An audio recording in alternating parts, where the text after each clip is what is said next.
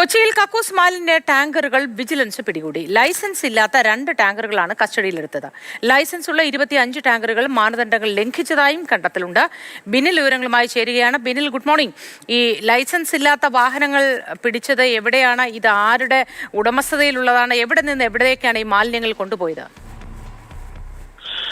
മോത്തി, കൊച്ചി നഗരത്തിനകത്ത് നിന്നാണ് 2 ടാങ്കറുകൾ പിടികൂടിയത്. ഈ കക്കൂസ് മാലിന്യങ്ങൾ ശേഖരിച്ച ശേഷം അത് പൊതുവഴിയിൽ ഉപേക്ഷിക്കാനുള്ള നീക്കം നടത്തുന്നതിനിടെയാണ് 2 ടാങ്കറുകൾ പിടികൂടിയത്. പള്ളുരുത്തി മേഖലയിൽ നിന്നാണ് ആ ടാങ്കറുകൾ പിടിച്ചെടുത്തിരിക്കുന്നത്. ഇതിലേറ്റവും പ്രധാനപ്പെട്ടത് കൊച്ചി നഗരത്തിൽ ഈ കക്കൂസ് മാലിന്യങ്ങൾ ശേഖരിച്ചു കൊണ്ടുപോയി അത് സംസ്കരിക്കുന്നതിന് 2 സ്ഥലങ്ങളുണ്ട്. ഒന്ന് ബ്രഹ്മപുരവും 2 വില്ലിംഗ്ടൺ ഐലൻഡും. ഈ 2 സ്ഥലങ്ങളിലും അതിന്റെ നടത്തിപ്പുകാരും ഈ ടാങ്കർ ഉടമകളും ചേർന്ന് ചില നെക്സസ് പ്രവർത്തിക്കുന്നു എന്നതായിരുന്നു വിജിലൻസിന് ലഭിച്ച പരാതി. ഇതിന്റെ അടിസ്ഥാനത്തിലാണ് വ്യാപകമായ പരിശോധന നടന്നത്. അതിൽ 2 ടാങ്കറുകൾ പിടികൂടിയെന്ന് മാത്രമല്ല 25 ലൈസൻസ് ഉള്ള ടാങ്കറുകൾ മാനദണ്ഡങ്ങൾ പാലിക്കുന്നില്ല എന്നുകൂടി ഈ പരിശോധനയിൽ വ്യക്തമായിട്ടുണ്ട്. ഇന്നലെ രാത്രിയാണ് Ernakulam vigilance range SP S ശശിധരന്റെ നിർദ്ദേശപ്രകാരം വ്യാപകമായ പരിശോധന നടത്തിയത്.